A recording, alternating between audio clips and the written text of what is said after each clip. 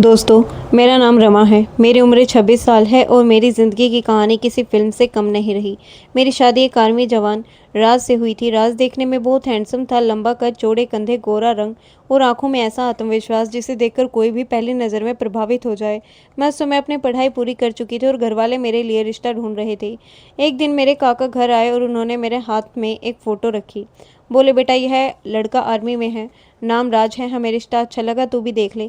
मैंने जैसे ही फोटो देखी मैं कुछ पल के लिए खो गई। फोटो में ही वह इतना आकर्षक लग रहा था कि मेरा दिल धड़कने लगा।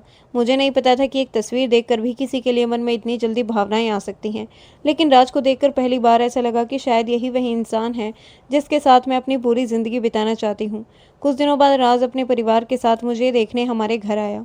मैं छत पर खड़ी होकर उसका इंतजार कर रही थी। जैसे उनकी गाड़ी हमारे घर के सामने रुकी, मेरी नज़रें सीधे राज पर गई।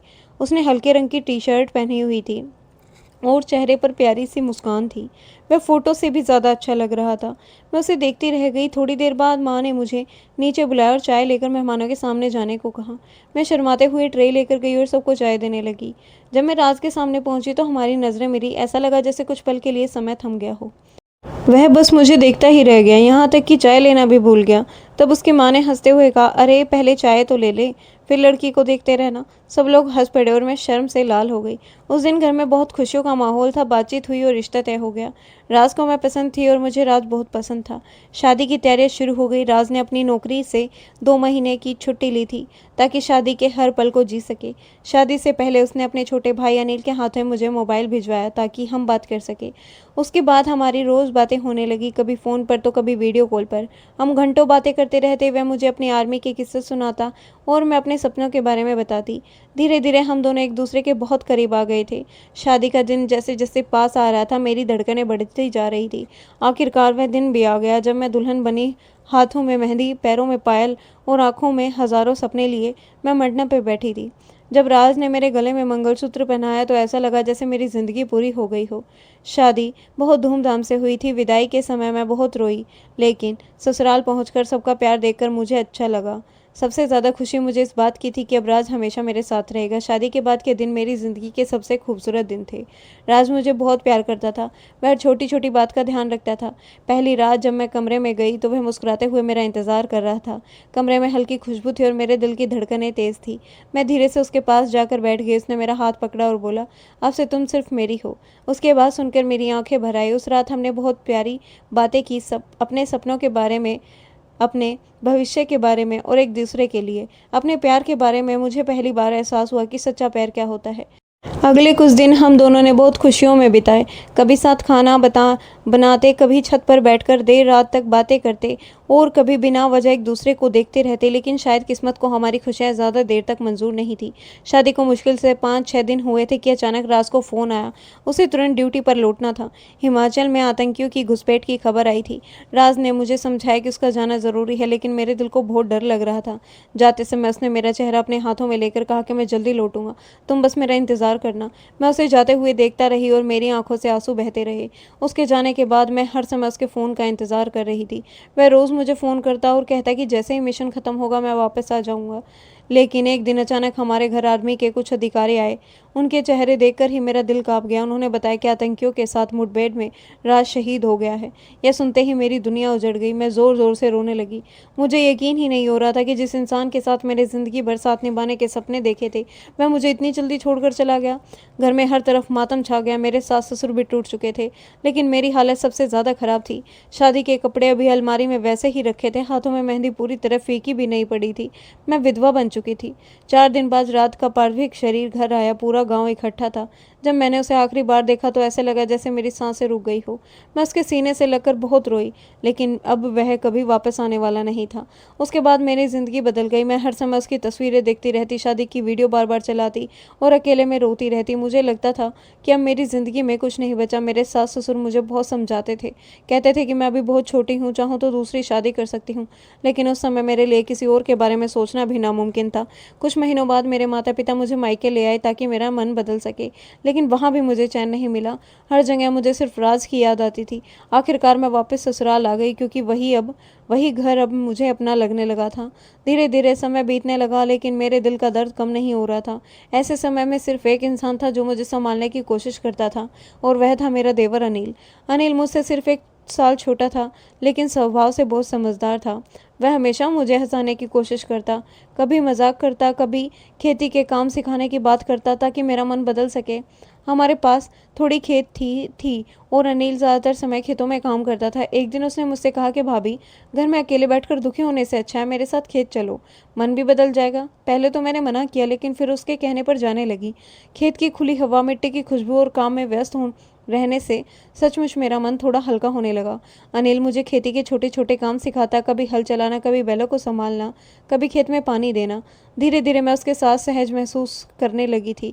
उसके साथ समय बिताकर मुझे अकेलापन कम महसूस होता था, और शायद पहली बार मुझे लगा कि ज़िंदगी अभी पूरी तरह ख़त्म नहीं हुई है। धीरे धीरे मेरी ज़िंदगी फिर से पटरी पर आने लगी थी। हालांकि राज की यादें आज भी मेरे दिल में थी, लेकिन अब मैं हर समय रोती नहीं थी। अनिल की वजह से मेरे चेहरे पर थोड़ी मुस्कान लौट आई थी।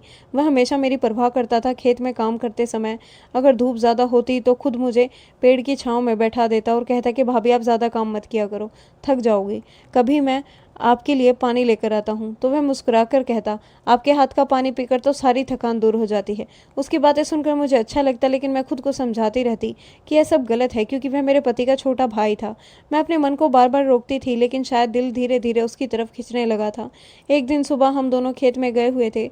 आसमान में हल्के बादल थे और हवा चल रही थी। उस दिन अनिल हल चला रहा था। मैं पास खड़ी होकर उसे देख रही थी। खेत में काम करते हुए उसके चेहरे पर पसीना चमक रहा था, और उसकी मेहनत देखकर मुझे गर्व सा महसूस हो रहा था। तभी मैंने उससे कहा कि मुझे भी हल चलाना सीखना है। पहले तो वह हंस पड़ा, फिर बोला, भाभी, ये इतना आसान नहीं होता। लेकिन जब मैंने जिद की तो उसने मुझे सिखाना शुरू किया। उसने मेरे हाथ अपने हाथों में लेकर हल पकड़ाना सिखाया। उसी समय उसका हाथ मेरे हाथों से टकराया और मेरे पूरे शरीर में एक अजीब सी सिरहन दौड़ गई। मैं कुछ पल के लिए चुप हो गई। अनिल भी शायद थोड़ा असहज हो गया, लेकिन उसने कुछ नहीं कहा। उसके बाद भी हम दोनों खेत में काम करते रहे, लेकिन मेरे मन में बार बार वही पल घूमता रहा। शाम को घर लौटते समय भी मैं उसी बारे में सोचती रही और खुद को समझाती रही कि मुझे अपने दिल को काबू में रखना होगा। लेकिन अब हर दिन उसके साथ बिताना मुझे अच्छा लगने लगा था। हम दोनों खेतों में साथ खाना खाते, कभी हंसी मजाक करते और कभी देर तक बातें करते रहते थे। एक दिन दोपहर के करीब 3 बजे का समय था। गर्मियों का मौसम था, लेकिन अचानक मौसम बदल गया। तेज हवा चलने लगी और कुछ ही देर में जोरदार बारिश शुरू हो गई। हम दोनों खेत में काम कर रहे थे और देखते ही देखते पूरी तरह भीग गए। खेत से थोड़ी दूर एक छोटी सी झोपड़ी थी जहाँ खेती के औजार रखे रह जाते थे। हम दोनों भागते हुए उसी तरफ जाने लगे। तभी कीचड़ में मेरा पैर फिसल गया और मैं गिर पड़ी। मेरी साड़ी पूरी तरह मिट्टी से भर गई और मैं उठ भी नहीं पा रही थी। तभी अनिल दौड़ता हुआ आया। उसने मेरा हाथ पकड़कर मुझे उठाया और सहारा देकर झोपड़ी तक ले गया।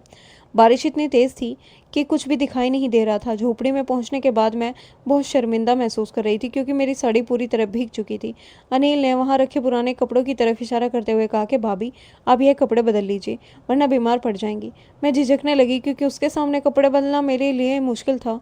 लेकिन उसने तुरंत मेरी परेशानी समझ ली और बोला, आप आराम से बदल लीजिए, मैं बाहर खड़ा हो जाता हूँ। यह कहकर वह खुद तेज बारिश में बाहर खड़ा हो गया। मैं उसे बाहर भीगते हुए देख रही थी और मेरे दिल में उसके लिए सम्मान और बढ़ गया। मैंने जल्दी से उसके दिए कपड़े पहन लिए। वह उसकी पुरानी शर्ट थी जो मेरे घुटनों तक आ रही थी। जब वह वापस अंदर आया तो कुछ पल मुझे देखता ही रह गया। मैं शर्माते हुए मुस्कुरा दी और पूछा कि क्या हुआ, ऐसा क्या देख रहे हो। वह हल्का सा हंसकर बोला, कुछ नहीं, बस आपको पहली बार इस तरह देख रहा हूँ। उसकी बात सुनकर मैं और ज़्यादा शर्माने लगी। अब उसके कपड़े भी पूरी तरह भीग चुके थे। मैंने उससे कहा कि वह भी कपड़े बदल ले, लेकिन वह मना करने लगा। बोला, अगर मैं बदलूंगा तो आपको बाहर जाना पड़ेगा और आप फिर से भीग जाएंगी। मैंने कहा, मैं मुंह फेर लेती हूँ, आप यहीं बदल लीजिए। वह थोड़ा हिचकिचाया, लेकिन फिर मान गया। मैं झोपड़ी के एक कोने में जाकर खड़ी हो गई और दूसरी तरफ मुंह कर लिया, लेकिन ना चाहते हुए भी मेरा मन बार बार उसकी तरफ जा रहा था। कुछ पल बाद मैंने हल्के से पीछे मुड़कर देखा। वह अपने भीगे कपड़े बदल रहा था।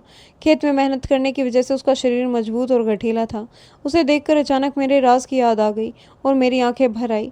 शायद पहली बार मैंने अनिल को सिर्फ देवर की नज़र से नहीं देखा था। उसने जल्दी से कपड़े बदल लिए और हम दोनों चुपचाप बैठ गए। बाहर बारिश लगातार बढ़ती जा रही थी। शाम होने लगी थी और घर लौटना नामुमकिन लग रहा था। कुछ देर बाद अनिल बोरा लेकर खेत की तरफ गया और वहां से कुछ टमाटर, गाजर और आम लेकर आया। वहीं उस रात हमारा खाना था। हम दोनों पास बैठकर उन्हें खाने लगे। ठंड बढ़ने लगी थी, इसलिए उसने थोड़ी लकड़ियाँ इकट्ठी करके आग जला दी। आग की हल्की रोशनी में उसका चेहरा और भी अलग लग रहा था। हम दोनों बातें करते रहे और धीरे धीरे मुझे एहसास होने लगा कि मैं उसके साथ खुद को सुरक्षित महसूस करती हूँ। रात के करीब 9 बज चुके थे। बारिश रुकने का नाम नहीं ले रही थी। हमने घर फ़ोन करके बता दिया कि हम दोनों सुबह लौटेंगे। अब झोपड़ी में सिर्फ एक चटाई और एक रज़ाई थी। अनिल बोला, भाभी आप सो जाइए, मैं जाग जाऊंगा। लेकिन मैं उसे पूरी तरह बैठा नहीं देख सकती थी। मैंने कहा, नहीं, आप भी सो जाइए। और काफ़ी कहने के बाद वह भी चटाई पर मेरे पास लेट गया। हम दोनों के बीच बहुत कम दूरी थी, लेकिन फिर भी दोनों चुप थे। बाहर बारिश की आवाज़ आ रही थी और अंदर मेरा दिल ज़ोर से धड़क रहा था। मुझे बार बार राज की याद आ रही थी और मेरी आंखों से आंसू निकलने लगे। शायद मेरी सिसकें सुनकर अनिल की आंख खुल गई। उसने करवट लेकर मेरी तरफ देखा और धीरे से पूछा, भाभी आप रो रही हैं? मैं खुद को रोक नहीं पाई और बोली कि मुझे राज की बहुत याद आ रही है। यह कहते ही मैं फूट पड़ी। अनिल उठकर बैठ गया और मुझे समझाने लगा। उसने मेरे सिर पर हाथ फेरा और कहा कि वह हमेशा मेरे साथ है। उसकी बातें सुनकर मैं और भावुक हो गई। मैंने अपना सिर उसके सीने पर रख दिया और रोने लगी। कुछ देर तक वह चुपचाप मुझे संभालता रहा। उस पल मुझे ऐसा लगा जैसे इतने दिनों बाद किसी ने मेरे टूटे दिल को सच में समझा हो। धीरे धीरे मैंने उसे कसकर पकड़ लिया और उसने भी मुझे अपनी बाहों में भर लिया। उस रात हमारे बीच की दूरियां खत्म हो गई और हम दोनों एक दूसरे के बहुत करीब आ गए। हमें खुद समझ नहीं आ रहा था कि यह सब कैसे हुआ, लेकिन उस पल हम दोनों सिर्फ अपने दिल की ही सुन रहे थे। बाहर तेज बारिश हो रही थी और हमारे दिलों में डूबे जज्बात बह रहे थे। आखिर कब हमें नींद आ गई पता ही नहीं चला। सुबह जब मेरी आंख खुली तो सूरज निकल चुका था और खेतों में हर तरफ पानी भरा हुआ था। मैं कुछ पल तक चुपचाप बैठी रही और रात की सारी बातें याद करके शर्म से मेरा चेहरा झुक गया। अनिल भी चुप था। हम दोनों बिना ज्यादा बात किए घर लौट आए। लेकिन अब हमारे बीच सब कुछ बदल चुका था, जिसे हम चाहकर भी नज़रअंदाज नहीं कर पा रहे थे। घर लौटने के बाद मैं और अनिल दोनों एक दूसरे से नज़रें चुराने लगे थे। उस रात जो कुछ भी हुआ वह बार बार हमारे दिमाग में घूम रहा था। मुझे समझ नहीं आ रहा था कि मैं खुद को गलत मानूं या किस्मत का लिखा हुआ समझूं। मैं पूरे दिन काम करती, लेकिन जैसे ही अकेली होती मुझे वही पल याद आने लगते। अनिल भी अब पहले की तरह मुझसे खुलकर बात नहीं करता था। वह मुझसे दूरी बनाने की कोशिश कर रहा था। शायद उसे लग रहा था कि हमने बहुत बड़ी गलती कर दी है। 2-3 दिन तक हम दोनों ने ठीक से बातें नहीं की। घर वालों को भी लगने लगा था कि शायद खेत में ज़्यादा काम करने की वजह से हम दोनों थक गए हैं, लेकिन सच्चाई सिर्फ हम दोनों ही जानते थे। मैं अंदर ही अंदर बेचैन रहने लगी थी, क्योंकि जितना मैं अनिल से दूर रहने की कोशिश करती उतना ही उसका ख्याल मेरे दिल में बढ़ता जा रहा था। एक दिन दोपहर का समय था। माँ पापा बाजार गए हुए थे और घर में सिर्फ मैं और अनिल थे। अनिल अपने कमरे में चुपचाप बैठा था। मैं रसोई में गई और उसकी पसंद की कॉफ़ी बनाई, क्योंकि मुझे पता था कि उसे रोज़ 3 बजे कॉफ़ी पीने की आदत है। मैं कप लेकर उसके कमरे में गई। उसने मेरी तरफ देखा और फिर नज़रें झुका ली। मैंने धीरे से उसके सामने कप रखा। तभी हमारा हाथ एक दूसरे से छू गया और मेरा दिल की धड़कनें तेज़ हो गई। कुछ पल तक कमरे में पूरी तरह खामोशी रही। फिर मैं थोड़ी दूर जाकर बैठ गई। हम दोनों चुपचाप कॉफ़ी पीते रहे, लेकिन ऐसा लग रहा था जैसे हमारे दिल बहुत कुछ कहना चाहते हों। आखिर थोड़ी देर बाद अनिल ने गहरी सांस लेते हुए कहा कि भाभी, उस रात जो कुछ हुआ वह शायद गलत था। उसकी बात सुनकर मेरा दिल बैठ गया, लेकिन उसने आगे कहा कि मैं बहुत कोशिश कर रहा हूँ कि आपसे दूर रहूँ, लेकिन सच कहूँ तो अब मैं खुद को रोक नहीं पा रहा हूँ। मुझे आपसे लगाव हो गया है। दादा के जाने के बाद जब मैंने आपको टूटे देखा तो सिर्फ आपको संभालना चाहता था, लेकिन पता ही नहीं चला कि कब आपकी चिंता प्यार में बदल गई। उसकी बातें सुनकर मेरी आंखों में आंसू आ गए, क्योंकि यही हाल मेरा भी था। मैंने कांपती आवाज़ में कहा कि मैं भी खुद को रोक नहीं पा रही हूँ, शायद क्योंकि तुम्हारे साथ रहते हुए मुझे फिर से जीने की वजह मिली है। इतना सुनते ही मेरी आंखों से आंसू बहने लगे। मैंने आधा कप वहीं रख दिया और जाकर उसे गले लगा लिया। मैं ज़ोर ज़ोर से रोने लगी। अनिल ने भी मुझे कसकर पकड़ लिया और उस पल ऐसा लग रहा था जैसे हम दोनों लंबे समय से अपने दिल का बोझ छुपाए बैठे थे। हम दोनों ने पहली बार खुलकर अपने प्यार को स्वीकार किया। उसके बाद हमारे बीच की झिझक खत्म हो गई और हम दोनों पहले से ज़्यादा करीब आ गए। लेकिन अब सबसे बड़ा डर यह था घर वालों का, क्योंकि समाज शायद हमारे रिश्ते को आसानी से स्वीकार नहीं करता। कुछ देर बाद जब माँ बाबा घर लौटे तो अनिल ने हिम्मत करके उनसे बात करने का फैसला किया। वह उनके सामने जाकर खड़ा हो गया और बोला, माँ बाबा, मुझे आपसे ज़रूरी बात करनी है। उसके चेहरे पर घबराहट साफ दिखाई दे रही थी। सास ससुर ने पूछा, क्या हुआ बेटा? तब उसने धीमी आवाज़ में कहा कि मैं रमा भाभी से शादी करना चाहता हूँ। यह सुनते ही दोनों कुछ पल के लिए चुप रह गए। उन्हें यकीन ही नहीं हो रहा था कि अनिल ऐसा कहेगा। घर में एक अजीब सी खामोशी छा गई। फिर सास ने मेरी तरफ देखा और पूछा, रमा, क्या तुम्हें भी यह मंजूर है? मैं शर्म से मुस्कुरा दी और मेरी आंखें झुक गई। मेरी मुस्कान देखकर सब समझ गए कि मेरे दिल में भी वही भावना है। कुछ देर तक सब लोग चुपचाप रहे, फिर ससुर जी बोले, बेटा, जिंदगी बहुत लंबी होती है, इंसान को जीने के लिए सहारे की जरूरत पड़ती है। अगर तुम दोनों एक दूसरे के साथ खुश रह सकते हो तो हमें कोई आपत्ति नहीं है। उनकी ये बात सुनकर मेरी आंखों में फिर से आंसू आ गए, लेकिन इस बार यह खुशी के आंसू थे। मेरे माता पिता को भी बुलाया गया। पहले तो वे थोड़ा हैरान हुए, लेकिन जब उन्होंने देखा कि मैं सच में खुश हूँ तो उन्होंने भी हामी भर दी। आखिरकार पूरे परिवार की रजामंदी से हमारी शादी तय हो गई। गांव के कुछ लोगों ने बातें भी बनाई, लेकिन हमारे परिवार ने कभी हमारी परवाह कम नहीं होने दी। कुछ दिनों बाद हमारी शादी सादगी लेकिन खुशी के साथ हुई। जब अनिल ने मेरे गले में मंगलसूत्र पहनाया तो मेरी आंखों के सामने राज की यादें भी ताज़ा हो गई, लेकिन साथ ही मुझे एहसास भी हुआ कि ज़िंदगी रुकती नहीं है। राज हमेशा मेरी याद में रहेगा क्योंकि उसने मुझे सच्चा प्यार दिया था, लेकिन अनिल ने मेरे टूटे हुए जीवन को संभाला, मुझे अकेलेपन से बाहर निकाला और सम्मान के साथ अपनाया। शादी के बाद मेरी ज़िंदगी फिर से खुशियों से भरने लगी। अब हम दोनों साथ खेतों में काम करते, साथ खाना खाते और छोटी छोटी बातों में खुशियाँ ढूंढ लेते थे। अनिल हमेशा मेरा बहुत ख्याल रखता था और कभी मुझे महसूस नहीं होने दिया कि मैं उसकी जिम्मेदारी हूँ, बल्कि वह हमेशा कहता था कि मैं उसकी ज़िंदगी की सबसे बड़ी खुशी हूँ। धीरे धीरे हमारे घर में फिर से हंसी लौट आई। सास ससुर भी हमें खुश देखकर सुकून महसूस करते थे। आज जब मैं पीछे मुड़कर अपनी ज़िंदगी को देखती हूँ तो लगता है कि इंसान चाहे कितना भी टूट जाए, अगर उसे सच्चा साथ और समझने वाला इंसान मिल जाए तो वह फिर से जीना सीख जाता है। मैंने ज़िंदगी में बहुत दुख देखे, लेकिन आखिरकार मुझे फिर से प्यार और अपनापन मिला। दोस्तों, हर इंसान की ज़िंदगी अलग होती है। कुछ फैसले समाज को गलत लग सकते हैं, लेकिन अगर किसी रिश्ते में सच्चाई, सम्मान और अपनापन हो तो वही रिश्ता इंसान को जीने की ताकत देता है। तो दोस्तों, यह थी हमारी आज की कहानी। आपको कैसी लगी अपनी राय कमेंट में ज़रूर बताएं।